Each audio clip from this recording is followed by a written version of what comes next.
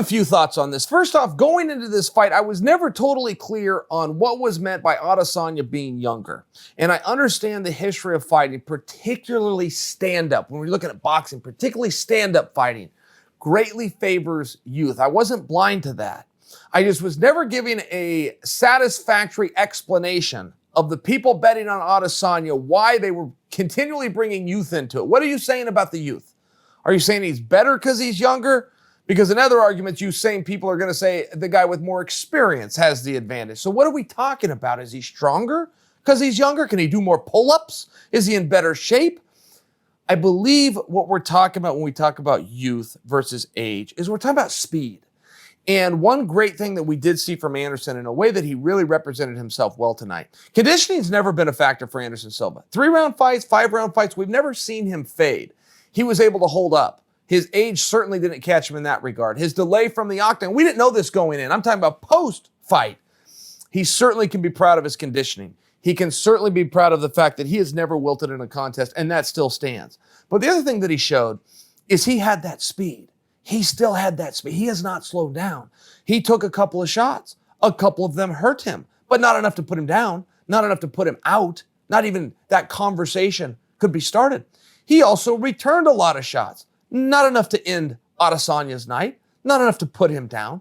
But Anderson did a very good job, and he was also very light on his feet. That's something else that happens with age. As the guy slows down a little bit, all of a sudden he's a little bit easier target. I think that still comes back to speed, but I think that Anderson showed he's got all of those faculties. I think he might have made one error. If you were to talk to Anderson Silva right now and say, as you look back at that fight, do you have any regrets? And if so, what were they? I think that he would there was a moment in that fight, if you guys will remember, Adesanya ended up on bottom.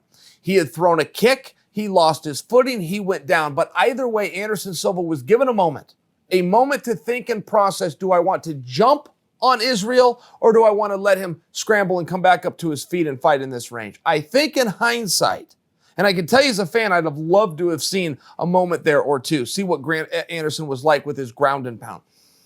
But I think in hindsight, Anderson will look back and go, yeah, that was an opportunity. That was an opportunity to jump on him. If I could have held him down even for 1 minute, 60 seconds, the judges would have given him that round.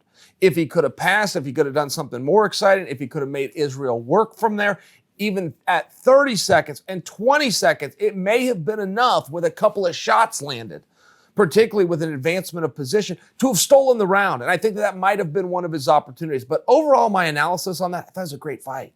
And if Anderson Silva at all was contemplating retirement, and I don't want him to retire. That is not my message. I don't think he needs to retire in the least. But if it's something he wants to do, and he wants to find the perfect moment, which no fighter, save Lennox Lewis, save George St-Pierre, aside from those two guys, no fighter has ever gone out at the perfect moment. They just continue to look for it, and they never find it.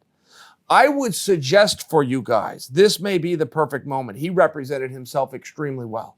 He represented himself and pushed what we all believe to be not only a future star, but the future champion to the limit, to the brink. One judge gave him a round, split rounds.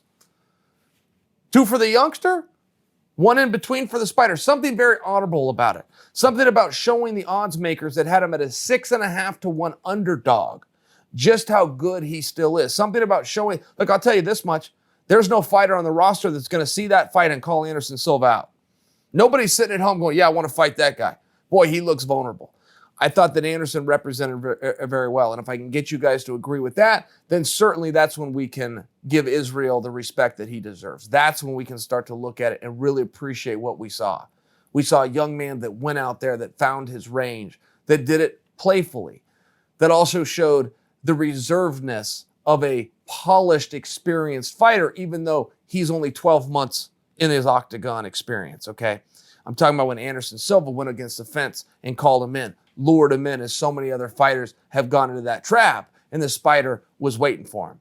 Israel said, you come this way. We're fighting under the unified rules, Anderson. We're not fighting under your rules. I think that it was very smart. I think he showed a real intelligence. And I think if you look at it from that perspective and you're willing to give Anderson the real pat on the back that he does deserve for that performance, that's when you can really start to understand how good Izzy did in that contest. And Izzy was very busy. I'll remind you, he didn't lack throwing kicks and punches and knees and elbows. It was Anderson did a great job of slipping them. Turned into a really fun contest. For me, both guys, great job.